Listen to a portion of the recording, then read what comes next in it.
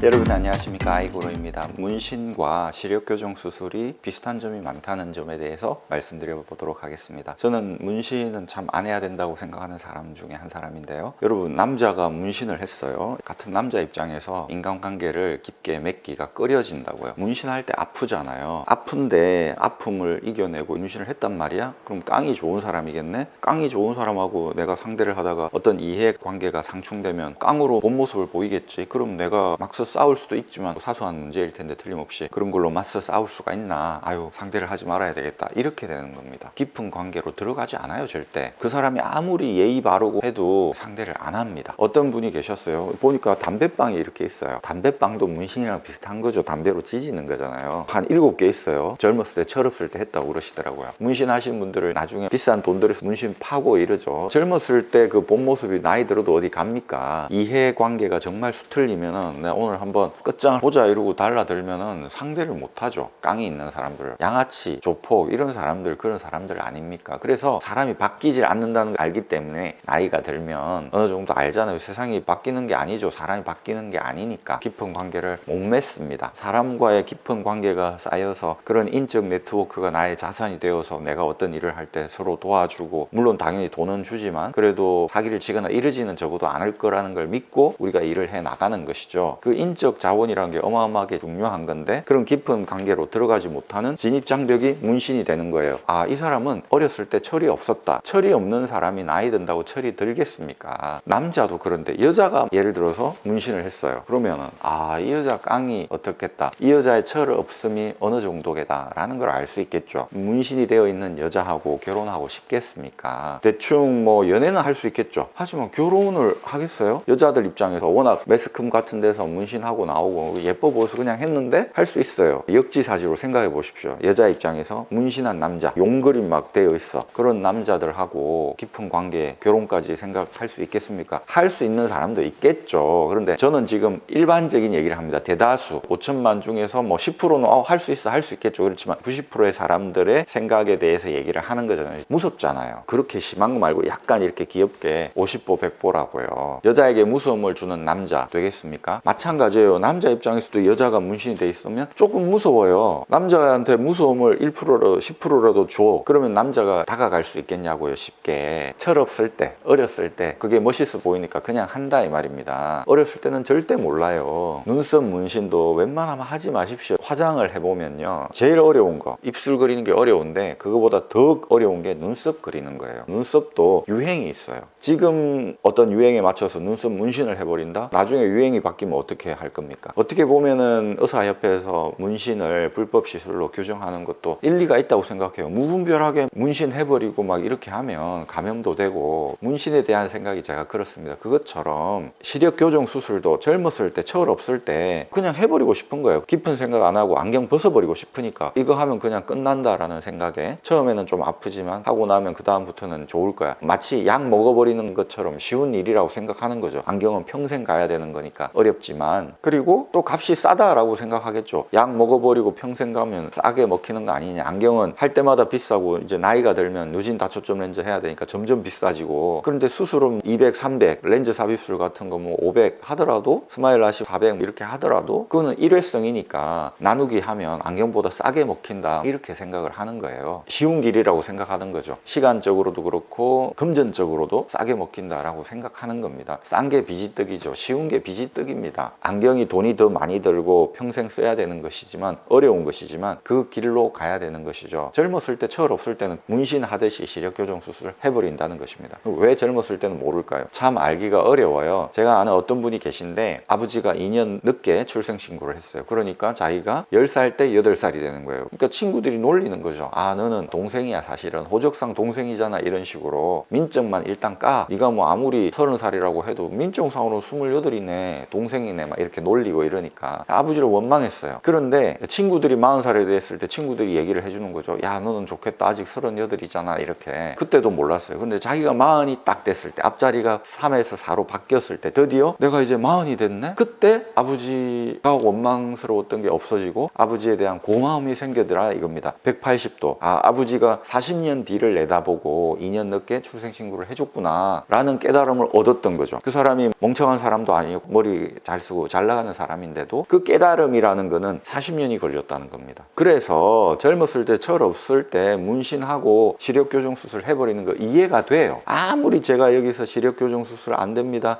하지 마십시오 얘기해도 할 사람은 또 할 거라는 걸 압니다. 왜냐하면 그 깨달음이 이 영상 한번 본다고 오는 게 아니거든요. 그런데 어떤 분이 댓글에 수술하려고 했는데 제 영상을 보고 안 하기로 결정했다라고 하시더라고요. 그분은 정말 머리가 좋으신 분이에요. 아니면 그분은 나이가 좀 있으신 분이겠죠. 40 가깝거나 나이가 있으면 깨달아지는 거니까 세상 이치가. 문신하고 문신 지우면 피부가 손상을 입죠. 아무리 기술이 좋아졌다고 해도 원래 피부처럼 매끈하게 나오겠습니까? 마찬가지입니다. 시력교정 수술을 한 다음에 다시 원상복구 안 되고 렌즈 삽입술 같은 경우는 원상복구가 된다 하지만 이미 각막이 손상을 입은 거 아닙니까? 수술하기 전하고 어떻게 똑같을 수가 있겠습니까? 제가 아는 어떤 분이 계셨는데 자살 시도를 했었어요. 장롱 끝에 매달아 가지고 자살 시도를 했는데 여러분 목 매달아서 자살 시도하면 어떤 기분이 드는지 모르시죠? 그분이 얘기해줘서 제가 간접적으로 알게 됐는데 이 머리가 터질 것 같다는 생각이 든답니다. 풍선 터지듯이 이렇게. 왜냐면 목을 조르니까 피가 쏠리니까. 여러분 상상 경험을 한번 해보세요. 이게 빵 터질 것 같은 느낌이 든대요. 줄이 끊어져서 살았대요. 살고 나니까 내가 자살할 뻔했다, 자살 절대 하면 안 되겠다 라는 생각을 했다는 것이죠. 사람은 경험을 해보면 바로 압니다. 경험을 하면 어려도 아는 것이죠. 시력교정 수술을 딱 하고 나셔서 빗번짐이 있고 뭔가 불편하고 이런 경험을 딱 하시고 나면 그때는 아시게 되겠죠. 하고 나서 1년 2년은 좋아 그러면 모르겠죠. 한 7년 정도 지났을 때 그때부터 이제 파도처럼 부작용들이 밀려오면 그때 아시게 되는 것이죠. 시력교정 수술이 문신하고 비슷할 수 있다는 말씀 드렸습니다. 아이구루였습니다. 감사합니다.